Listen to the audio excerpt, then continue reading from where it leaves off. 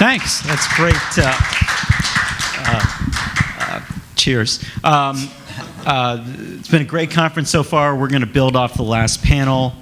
We've got the greatest collection of minds to discuss the role of an agency since David Ogilvy dined alone. So let's get going. I'll do a quick intro and we'll move forward. It's John Bond. I know you've never heard that before. John Bond to my left, founder of the legendary agency Kirschenbaum Bond and Partners, who then later led social media agency Big Fuel, and now is you're trying to sort of reinvent marketing and some other businesses. Eric Fisher, director of media sponsorship and media analytics at LifeLock. Heads agency relationships and branding, direct response in other disciplines as well. Also worked on the client side in other arenas, sports, entertainment, and then at McCann Erickson in agency work. Pradeep Kumar, a predictive analytics expert. So he'll help us with the agency role in data-driven marketing. Also a faculty member at Northwestern. Right, so we have some ivory tower help. And Catherine Patterson, global marketing communications manager and growth initiatives, GE Healthcare. You've worked on a lot of B2B stuff, but also some Olympic marketing stuff within the broader GE efforts, and also with some agency side experience. And then Paul Williamson, the far left. President of the new or emerging Amplify unit at Aegis, a media investment arm at the holding company, and also trying to reinvent sort of the media buying process. And one of the things he oversees is a trading desk. So that's a booming field, and that should help us out as well. So let's jump right into it. Catherine, we all know agency relationships are the sort of the core of the question of what we're dealing today. Do we need an agency? And without one, I suppose where both the agency and the client can't finish each other's sentences, there's probably a problem. So there seems to be a movement where agencies are looking to better understand, or you hope, what your challenges are in your business. So have you found that they've increasingly succeeded in that, and does that give you more confidence that an agency is something you have to have? That's a big, deep question. I think it depends on the agency, to be completely honest. I mean, at GE, we have a lot of agencies we work with, hundreds, to be honest. And they seem to be categorized by the kind of the fly-by-night. We've got the latest shiny object that you absolutely must need, because I remember when podcasts and everybody swore by, it seems to keep going. And then there's the other side that really kind of want to dig into your business and ask the questions. So those are the ones that I tend to gravitate toward, even though, they may not, have a Google Glass strategy for me this second, but they'll know exactly what I'm going through and be able to anticipate some of the things that are coming up and have, real thoughtful solutions. Paul, do you want to expand on that as far as getting under the hood with clients, and is there an increasing movement to do that we might not have seen 5-10 years ago?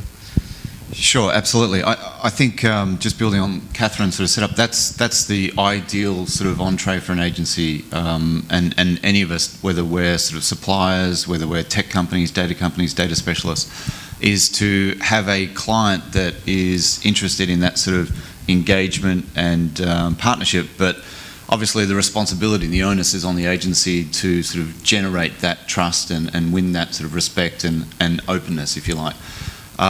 Has there been a push more to that? I think the best agencies have always, since the beginning of time, always had that sort of curiosity and was interested to sort of, think about when we look at talent and searching for talent.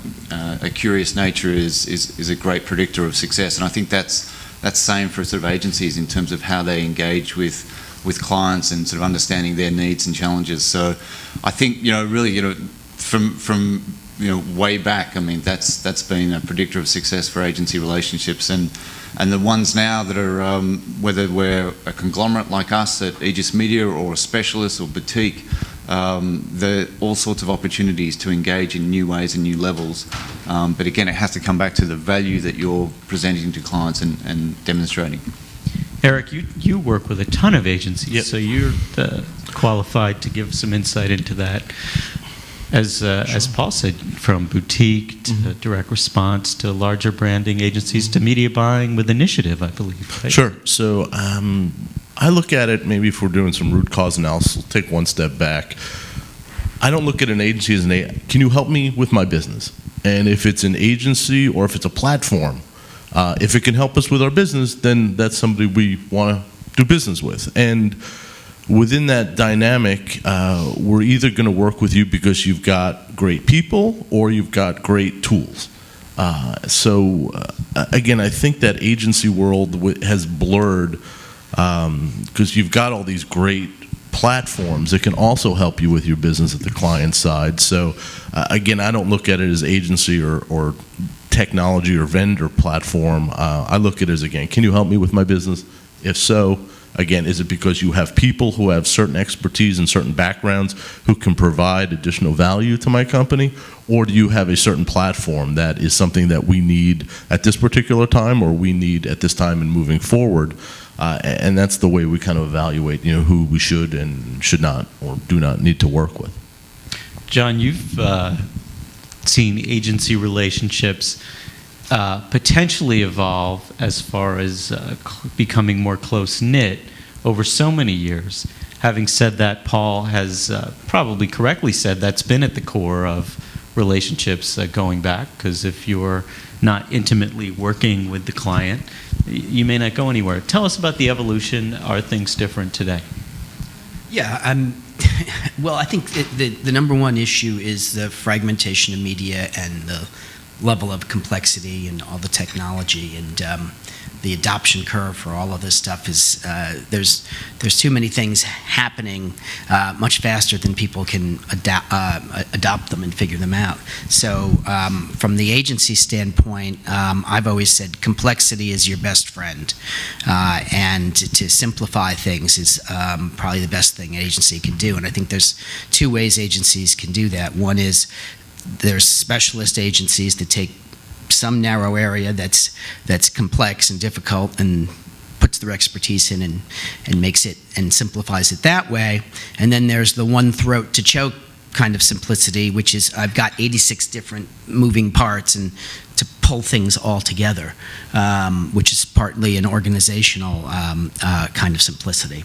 So that's, I think, the main value that agencies can add today. I don't think a lot of them overly complicate it and make it even harder for clients and don't do themselves a service that way.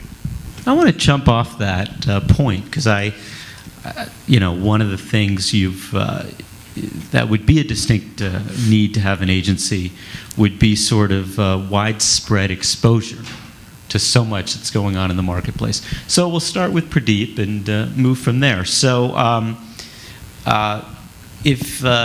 put yourself in the shoes of a client. And this may be a softball for you, but it's an important question, which is arguably the reason I hire an agency in part is because people like you, you're meeting with vendors nonstop, right? I'm sure they're coming into your halls many times a week. And they're exposing you to new technologies, products, all kinds of stuff that a client, A, probably doesn't have the time to go through, and B, especially at a place like Draft FCB, you're exposed and working for all these huge clients. So if I'm a client, arguably, I don't want to say for free, but I benefit from your knowledge that you have for all the stuff you do for other clients, and that may help one particular client benefit. Yeah, so I think this question about do you need an agency and how clients kind of look at agencies, with time we've always seen change. I think the marketing environment is changing all the time. When I started this career, in India, the whole challenge was the satellite TV invasion. There was fragmented media, as you mentioned, and there was so much that was happening there. Today we are talking about data and technology revolution, which is hitting the marketing area.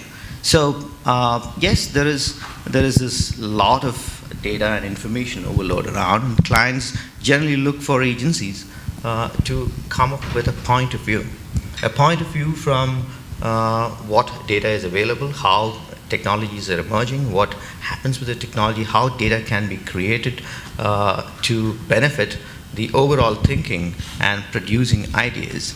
So essentially, I think agencies would continue to exist. I mean, what else do you expect me to say? Right. Coming from an agency anyway.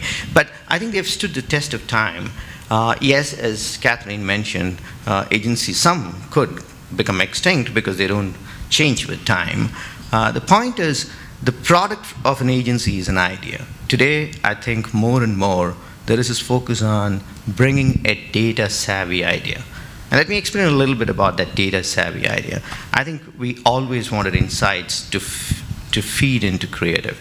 Now we're talking not just about insights. We also want something which is applicable today, applicable tomorrow. You want to combine insights with foresight. And that's possible with emerging technologies. The vendor coordination, collaboration is becoming more and more important. You cannot sit in a siloed environment and work to serve your clients. And that is a dynamism, that's a kind of collaborative commerce that we're getting into. Catherine, let's sort of go back to that initial point to the degree that, you know, if I'm a client, if I were to bring things in-house, I would sort of be slightly limited to some of the exposure that agencies have with other clients, and that I assume would be a fount of ideas you can benefit from.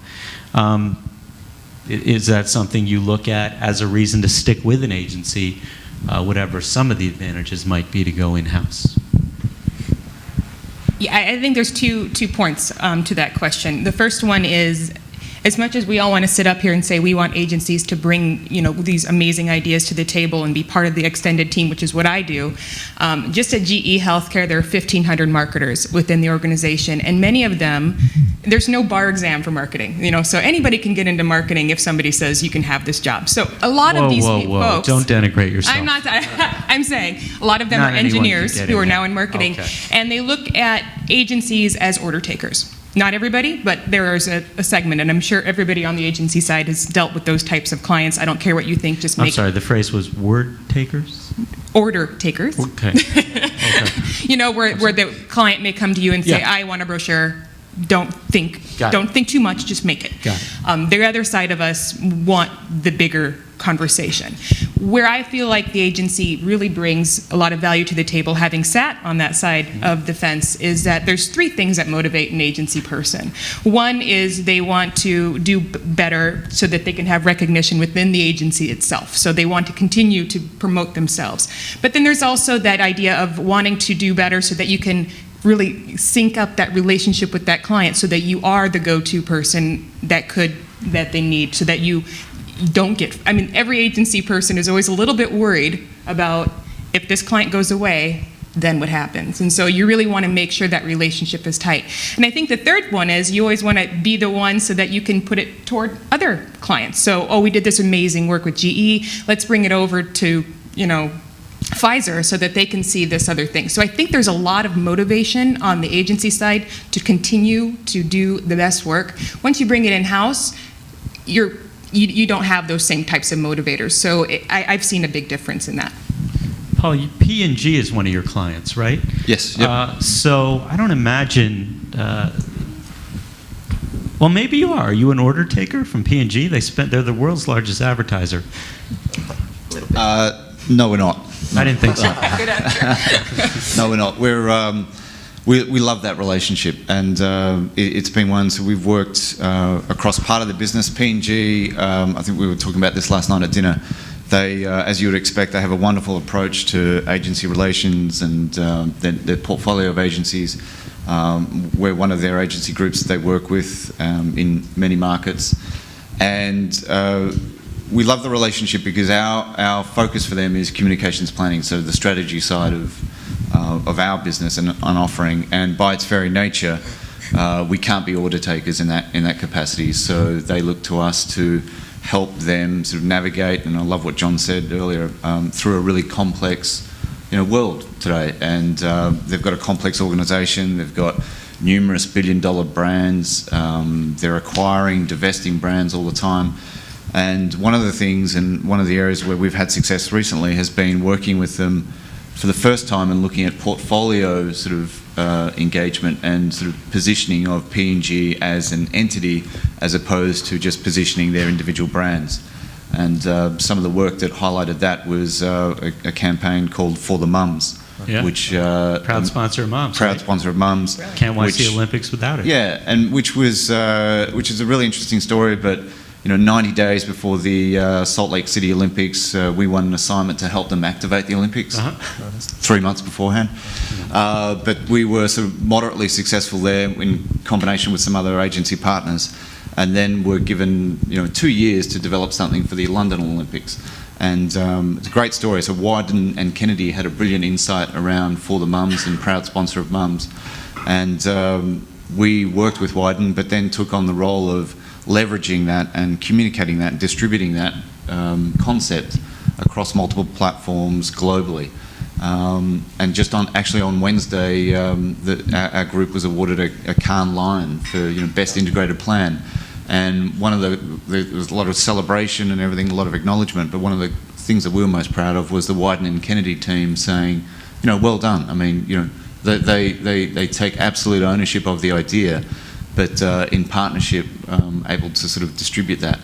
And again, P&G benefits from, they've got the resources to do things in-house to a degree, but they understand how complex the market is, how different entities have different capabilities, and they're really skilled at bringing those together. Yeah, I want to get to John quickly, but that's an interesting point. P&G does bring a ton of stuff in-house, right? From data analysis to all kinds of stuff with the brand managers who own a brand. So they may be an interesting test case as to what can be brought in-house successfully today and what really they still believe, as some of the smartest guys out there, an agency is useful for. Is there an example of something recently they've brought in-house that you even would concede has been a success doing that? I'm not that close to it, but they do some interesting things with data in-house. Obviously, data is an issue in terms of where should it reside. Because they buy data on their own, don't necessarily count on their agencies to deliver it. And so there's a lot of proprietary data that they retain in-house, obviously, and they do some incredible things with that. And some of the outputs are shared with agency groups like ourselves in terms of combining that data with data sets that we're across that are proprietary to us, or that are more reflective of syndicated data, and et cetera, and how we think about combination of different data sets. So that, again, is a great example of how they're combining an in-house approach to leveraging service providers. Sure. John, I want to get it back to this idea of, one of the agency offerings, and it's not necessarily going to differentiate you from anyone else, but still, that you have exposure to so much going on in the marketplace. So you had clients like BMW, Capital One, Target. Were there situations where something worked for Target that, also worked for BMW that BMW wouldn't have had exposure to unless they went to an agency that had that wide vantage point? Oh, yeah, all the time. I think that's one of the good things about an agency. Look, in the consulting world, they'll have 3 clients in the same industry, but in the agency world, you're not allowed to do that. But that certainly does happen, and we also have a drawer full of just interesting ideas. Any agency does that somebody didn't buy, and I found most really great ideas are applicable to a lot of different situations. So you can resell it. Absolutely. Which is smart. Yeah, all the time. But some of them are creative ideas, and some of them are just constructs that happen to be really insightful and good. And I'd never seen very many really, really good ideas that didn't have a second life in one form or another. So yeah. So Eric, you can take advantage perhaps of those second life ideas, but I want to pick up on the P&G situation. You have a ton of agencies, and you believe in them, and obviously. But is there an example of something you have pulled in-house, maybe even for something as simple as cost savings, and you found it was penny wise, pound foolish, and you may have gone back to an agency for it? Sure. I mean, we look at the different facets of our business, and one of the things when we look at, do we use an agency, do we look in-house, is first and foremost, do we want to be in that business? Because when you take something in-house, you're basically admitting that we're going to take on this line of business. And that may be good, that may be bad, maybe neutral, but that's a decision you have to make, and that involves, do I want to take the expense of doing that? Do I want to start hiring people? Do I want to incur the HR costs associated with that? Is this a business that has to continually evolve technologically? And if so, do we want to spend the money to do that? So we kind of look through that prism. And again, is this the business we want to get into? One of the most recent instances that came up is that we're very heavily invested in media mix modeling at the top level of our media spend. My job is basically, we're still a very relatively small company, so we're where entrepreneurism has just gone public less than a year ago. So my job is that I get a bucket of money from finance and from the CEO, and with that bucket I need to get X amount of members. It's as macro as that. And they give me the liberty to figure out how to do that as best I can. So we were looking at media mix modeling platforms to help us allocate this bucket of money at the very top level into the different media types. Another part of our business, I'm not sure how familiar you guys are with LifeLock, but we are the leaders in identity theft prevention. And while we have a consumer face, we also have an enterprise space through an acquisition of a company called ID Analytics in San Diego. And these are the scientists, these are the guys that when you go to buy a new phone from Verizon, Verizon pings them and says, is this person this person? When you open up a bank account or a checking account, they ping these guys and say, is this person this person? So when we were talking about media mix modeling, our guys in San Diego were like, you know what, we have the skills to do this. We're smart enough to do it. And our thought was, okay, true that you do, but what do you do? Is this a business that you're getting into? Because if it's not a business that you're getting into as a company, why would you spend 7 figures to get into this business to just try to help our group? And are you going to continually adopt and take advantage of the most recent developments in the field? And the decision was made that, you guys are probably capable of doing it, but why are you looking to do it? Your time is better served doing something else within the organization to grow the business. So that's an example of a decision. Do we take this in-house? Do we don't? There are things on the creative side where we have several agencies that help us do different radio and television creative, but we also have an in-house group. We deal with a ton of, given a lot of our business is direct response natured, we deal with a ton of toll-free numbers and unique URLs to our business, and when we need to change out a TFN or a URL, instead of going to an agency that we're contracted with, an in-house team can very easily do that type of thing. And that's not just what they do, but if we can realize some significant cost savings and just have our agency partners kind of focus on the bigger things and not charge us for TFNs or something that's very easily doable in-house, then that's a situation where we have an in-house team to do that type of stuff. Pradeep, have you seen clients maybe at the end of the day feel like they overreached as far as bringing things in-house, which you found to be good, that they came back to you and validated your expertise? Yeah, I think that happens many a time, especially when new things happen. For example, the emergence of social media and social media analytics. There are times when the agency starts doing it. There are times when the client takes initiative and thinks that, okay, let's have a team of folks do that within the company. And one of the things that we have noticed is that that kind of changes sides many a time. The expertise determines how that should be run. For example, when we are looking at social media analytics, there is so much now happening. There are so many tools being developed. There's a whole vendor pool that you need to access to. You cannot actually make that happen in one place. That's why I was talking about the collaboration that is required a lot more. There is, in my mind, data, I saw Paul Barrett talking about 3 types of data: paid, public, and what is I think private? And the private data. In my mind, it's like this. The private data is actually the direct data that the client owns, or it's very specific to the consumer, and that is sometimes shared, but that's shared in great confidence with the agency. There is this indirect data that you have out of analytics. You derive certain things out of the data, raw data that's available, and you use that. And the third part is the tacit data, the data that consumers leave as breadcrumbs all over the place. And that is open. That's open to anybody. And you're actually looking for data match partners, data aggregators, try to bring that in together. And more, I feel, while you want to keep the confidence and the data advantage that you have from a client's perspective, we also want to look for more and more of data sharing, because data in itself doesn't tell you anything. It's what you do with the data, right?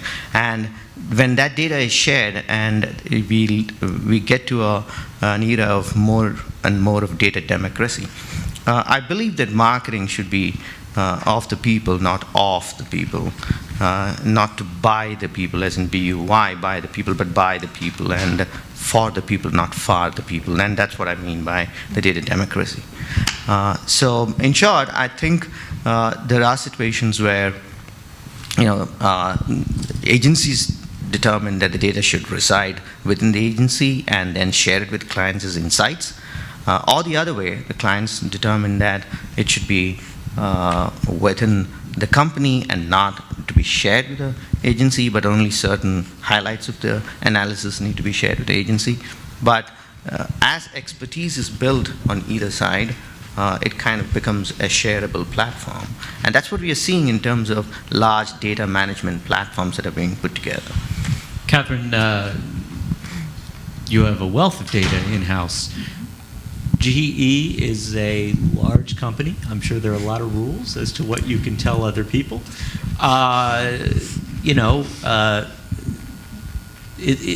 What limits are there that you can tell us as far as data you can share with your agency? And do you get frustrated because if you felt you could share more, someone like Pradeep could actually service you better? We have a lot of data in-house, for sure. We have a whole economic group that does a lot of that collection, and actually, I mean, there's obviously several types of agencies, and when I talk of agencies, I'm thinking more of the traditional creative strategic group. But we do have the in-house data collection and analysis and that kind of stuff. They also work with agencies, so but in terms of stuff we can share, yes, we have a very hard lock and key, non-disclosure situation. We also have a lot of stuff we would love to talk about, but we are beholden to the FDA in terms of what our products can do. So even though our MRI systems can see Alzheimer's on the brain, we can't talk about it. You guys can't either, no. But I mean, there's so many things, particularly in disease states. And then when we get into patients with HIPAA and all this other stuff, it gets even more difficult. And then throw on top of that Sunshine Act, and we can't even give a pencil away. So it really does make it difficult. But it makes us smarter, actually. It's kind of like how competition's good. It also helps you think a little bit. So if you can't give pencils away, I suppose during pitches, agencies can't buy you wonderful dinners. Oh, they can. They can. No conflict of interest. Obviously, when we talk about do you need an agency, there's all kinds of agencies. They do different things. You know about some of the emerging models. But Paul, if you can, let's go to just strictly media buying for a second, because that is an interesting area when you look at do you need an agency. So, traditionally, especially an agency like Kara, I mean, clout is huge. When they go into a TV, national TV buying, they have so much money because it's aggregated from all your wealthy clients. So in theory, that allows you to get better pricing, better positioning and such for clients in TV. One could argue, though, with strategy and ROI, you had MRI in the brain, ROI becoming more important with media buying, that sort of clout may not be as important as it once was. Is clout something you tell an agency, come to us, we have a lot to spend, we can do a lot for you? Sorry, tell a client, I apologize. Sure. We've never really made a focus on that. At a certain level, each of the groups has a certain amount of clout and position in the marketplace. I think that's, we sort of understand that that's something that we leverage on for the benefit of clients. Our positioning has always been the insights and the consumer understanding, the market dynamic understanding that we bring to bear for a particular client situation. So we're very client focused, and the upfront market is about to sort of wind up and close out this year with some of the last cable network deals being done. I mean, it's a fascinating market. It is changing, but at a very, very slow pace.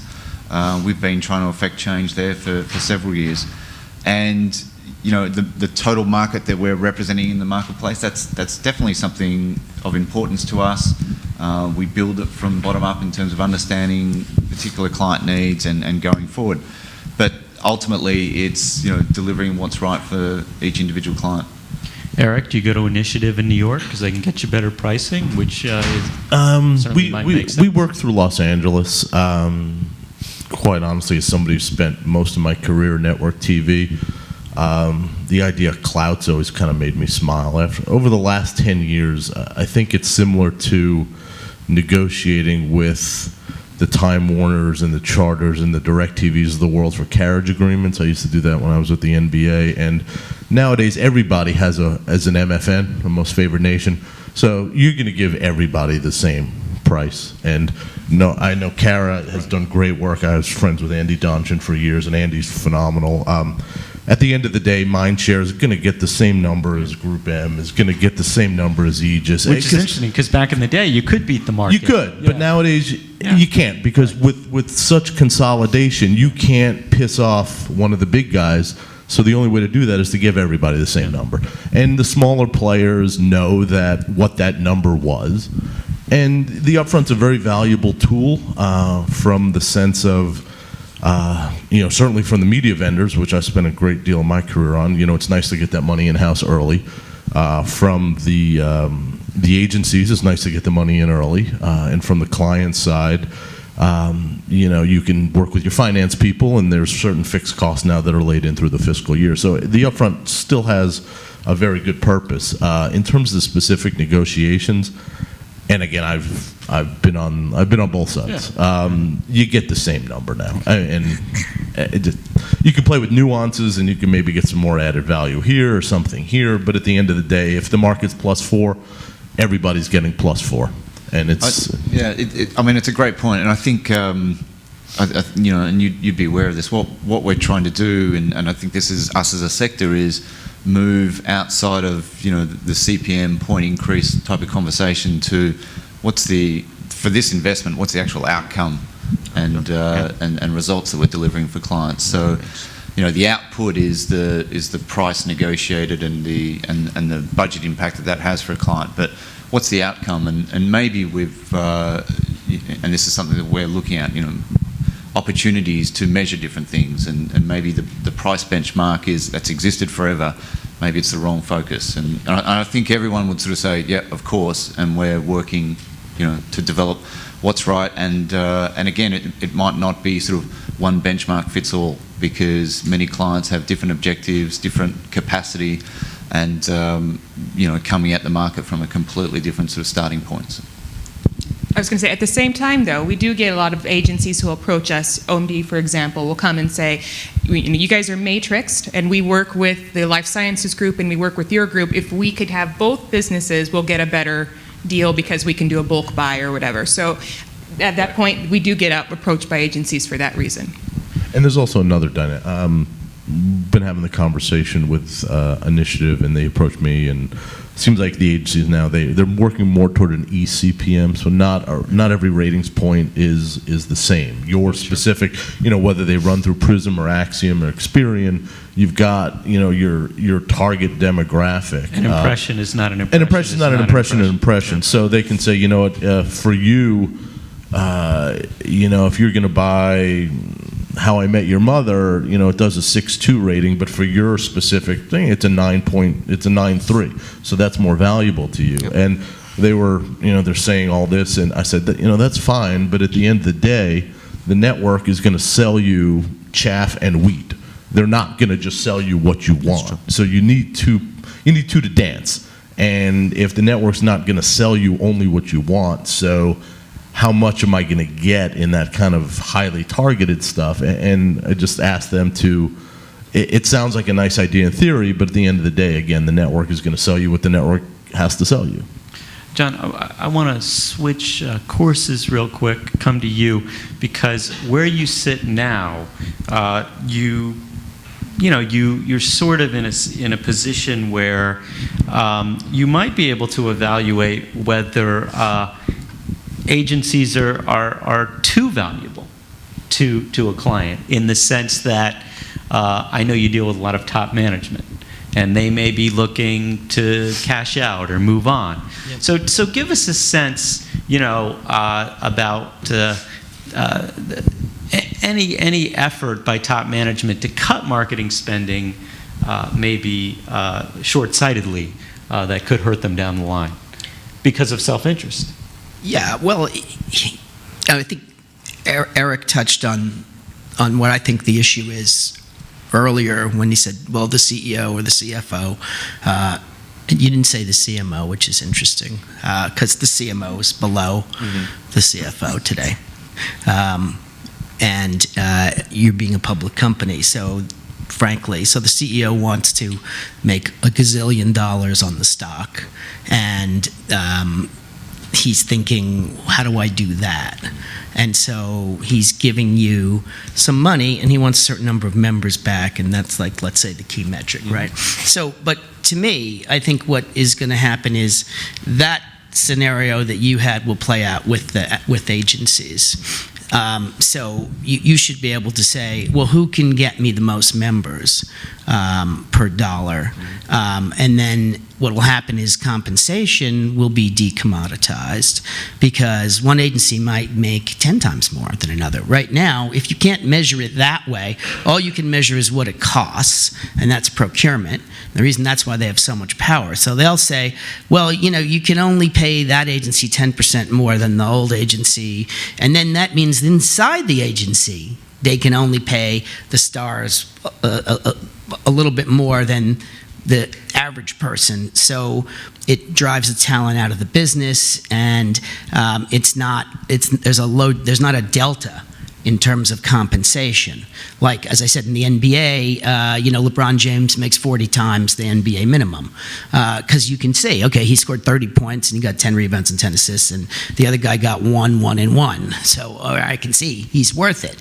So anything where you can measure that has a domino effect back to compensation and incentives, to even be in it. So I think that's going to alter the agency business. If I were, and again, the CMO doesn't always understand that what I just said. And if they thought about it that way, through the eyes of the CEO or the shareholders of the board, somebody like that, they might have a different prism to evaluate all decisions. And everything would change dramatically. So, but the start of it is because you're a direct response marketer, you're more capable of doing that than other people. But as measurement gets more and more sophisticated, everyone will be a direct response marketer. Everyone already is to some extent. And we also, what we do is we do have a procurement department. They want to get into media. We tell them to go buy copy machines because that's what they know how to do. So when it comes to agency decision making, it's really up to marketing. And as I was telling David, I think in our interview process, if an agency if I can get a better deal at another agency, it doesn't mean I'm going to do it, because what is the marginal utility of moving my business? Exactly. And I will gladly pay 1% or 2% more for somebody who knows my business and can get results, rather than take a flyer on somebody who's just trying to have me evaluate them on price. Because you have a good measurement system in place, because you're a direct marketer. Yeah. If you weren't, procurement would be in your shorts. Well, they'd Frankly. still try to be, but But, again, we but talk the about problem the copy is, machines. because you can say to the CEO, that's fine, you can have procurement do it, but I'm not accountable for how many members you're going to get. And he's going, stock price, my 30 million, I'm not going to get now. And he's like, procurement, go away. I know we have to move to Q&A. Yep. I do want to quickly run down the line because, we just talked about media buying. Social media seems to be one discipline where some marketers, maybe more than others, think they can take it in-house. I could be wrong. Certainly with data and the emphasis on that, that may be a calling card for you to say, social media is something we as an agency can manage. You know this topic well. Yes. I'll throw it out there. Is a social media agency worth the money? Well, first of all, I think every client has to have some of their social in-house, because it gets into certain sensitive areas and escalation issues and all this kind of stuff, and also a lot of the executives, especially in B2B, are very valuable in social on their own as brand ambassadors. So you have to have some social in-house as a client. But if you have all of it in-house, then you get back to the same agency issues that we've been talking about. We have a social media agency, but we are developing our own content management team in-house. Our social media, we're not a more of a CPG-based brand. I mean, we're similar to an insurance company. Nobody really wants to be our friend on Facebook. They want to know that we work and that we're looking at their data and protecting their data. Whether we can be a friend or not, I mean, we have, I think we've got about 340,000 friends on Facebook. I can honestly tell you half of that is born out of the fact that we did 2 movie tie-ins where we gave away tickets if you registered with us as a Facebook friend. So, Talk about that. Yeah, pretty. Yeah, I think first of all I have to admit that as an agency we are still trying to get something really substantial in terms of expertise and contribution on social media. It's relatively new, it's evolving. We're humble enough to admit that, and we think that we can work with our clients to make that happen. I mean, this whole question about social ROI and this question about how do you manage social effectively, we're all students at that still, and we'll continue to be for some time. The other aspect is, as we think about social, we think about paid earned media ecosystem, and we're still not necessarily considering the social capital within the company, especially when you talk about large companies. So we're beginning to think about an environment where there is this raised, nurtured media, which is the employees themselves. So you think about a rope to success, which is raised, owned, paid, earned kind of media environment. So overall, my submission here is we're all trying to learn this environment a little bit more, coexist, and collaboratively succeed in the space. Catherine, are you spending 9 to 12 every morning tweeting? No. No, and like Eric, people don't want to be GE Healthcare's friend. And I've done studies around the world who actually are physicians and customers actually are not a fan of social media, particularly with us trying to contact them. It turns them off. They get annoyed. But even with physicians that you reach out to, they don't want it. They don't want to hear from it's you their either. personal Okay. space. LinkedIn seems to be the exception to the rule, but anything else is a little bit. So yeah, I think we do need an agency involved, at least in the strategy consultant kind of thing. Our internal people do it, but they tend to count drops, so let's do a campaign and let's see how many people retweet. And then you look at it and they pick some arbitrary, hashtag title, and so they claim all of it. And then you look and it's mostly employees tweeting. And it's like, it doesn't make sense, just to have noise out there. There's no strategy. And they're rarely connected to an actual business case. So I think we do need a little bit more direction in that. Paul, this is a layup for you because you're Yeah. heavily involved. I mean, in that Catherine's business. helping me out here too, 100%. Like that's our feeling is that we can offer the most in terms of strategy and then also advising in terms of new platforms and having global perspective for some global clients or multi-country clients.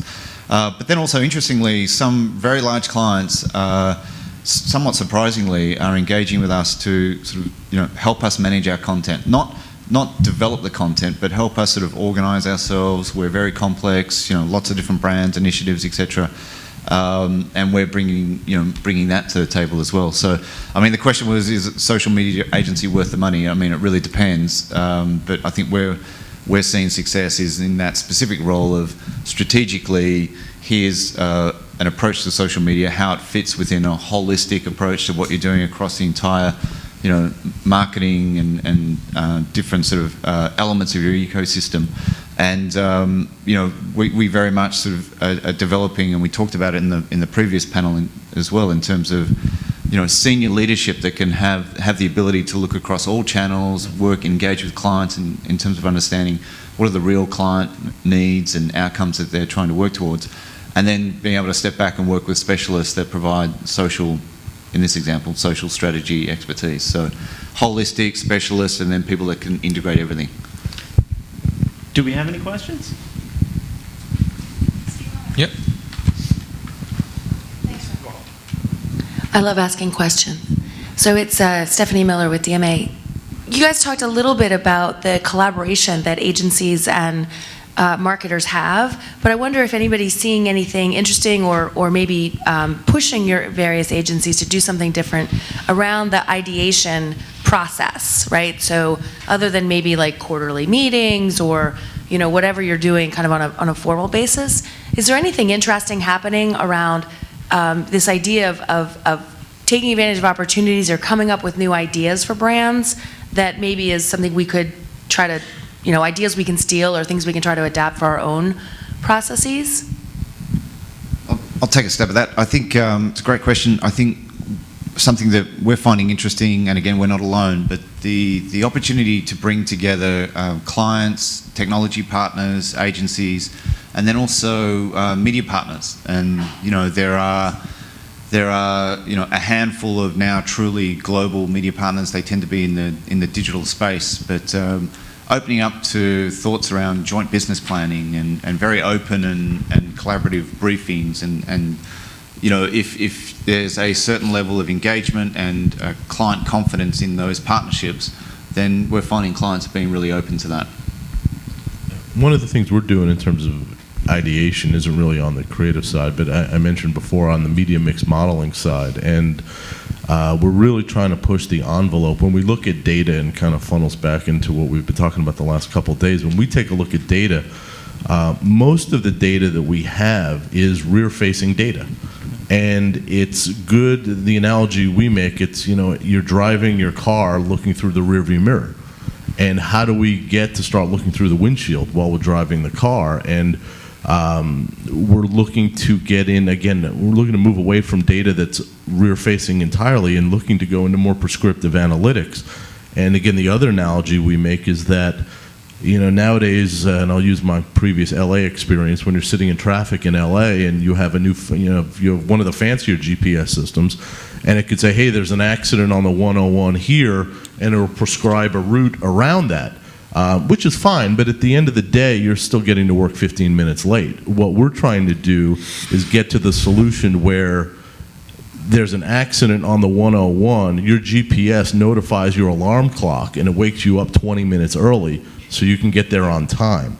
And that's prescriptive analytics. That's using data to move your business forward, and that's driving through the windshield rather than the rearview mirror, and that's what we're trying to get to from what I do at LifeLock.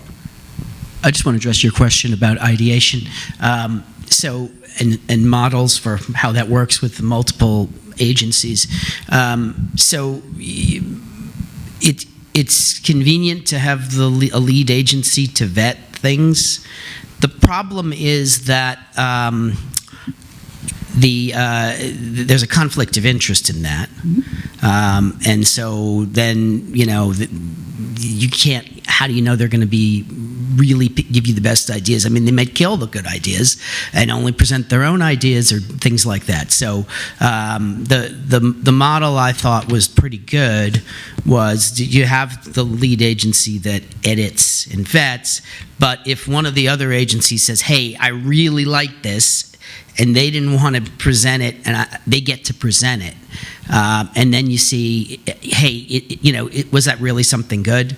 That didn't get through the filter. And then they kind of put themselves on a line because you can't do that too often. That I thought worked pretty well. So quickly, we'll end where, do you have something to say on that? No, it's fine. Okay, no, we'll end where we began. So the question was, do you still need an agency? Let's agree. The answer is yes. So give me 15, 18 seconds, starting with John. You've dealt with this back to 87, if not before. How will the client-agency relationship be different in 5 years? Things like data, new technology, is that going to alter things? And what are the pluses or minuses that agencies are going to be able to bring to clients that we don't see now? Well, I think the agency in the future, it could be technology, offshore, and 5 brilliant people, because a lot of what agencies can be is commoditized, and so you really want the thing that you can't get anywhere else is the really brilliant, insights and ideas.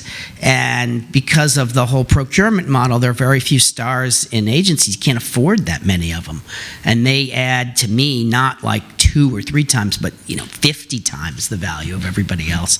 So if I were a client, I would try to get those people, and everything else to me is commoditized. It's all about talent, right?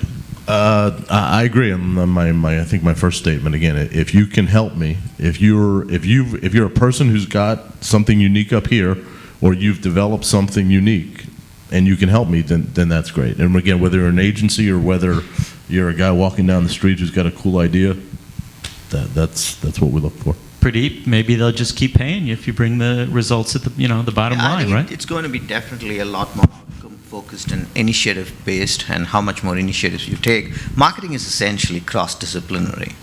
I'm a student of marketing, and I think that the way you bring in multiple disciplines to work for some positive outcome is what's important, and both the clients and the agencies will have to strive towards that. They have to change. They have to change with the dynamics of the marketplace, and that's the agency of the future, which kind of changes with the environment and brings cross-disciplinary thinking for client positive outcomes. Catherine, do you have any fear the agency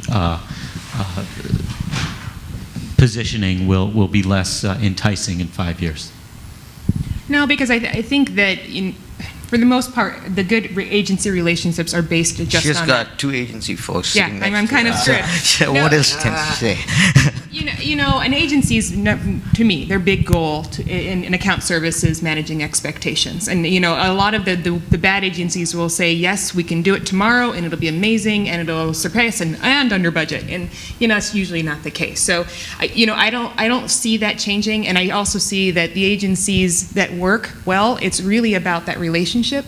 In chemistry, you can have some brilliant minds, but if they're jerks and you hate them, it's never going to work out. So it's all about that as well. Well, at Aegis, they're not jerks. You keep actually you keep acquiring shops. So you wouldn't be doing that if you didn't see the agency client relationship being more prosperous going forward, and certainly in 5 years. No, absolutely. And we're, globalization, convergence, the complexity of the market, we think it's a great time to be in the sector. We're really excited about the opportunities. And I think, to Eric's point, and we've all sort of touched on it, we want to win the right to sort of demonstrate where we add value. And I think in 5 years' time, agencies in the sector it'll be a requirement to be compensated on that basis. Like it's, performance payment, performance-related incentives, I think will become, they're already fairly standard, but I think they'll just be sort of across the board, like what are you delivering, what are the outcomes you're driving, and opportunities for agencies to sort of be compensated there, and maybe that'll help us with some of the procurement challenges. We're out of time. You guys have been great. Thank you for your time, and we'll see you down the road. Thanks, David. Thanks.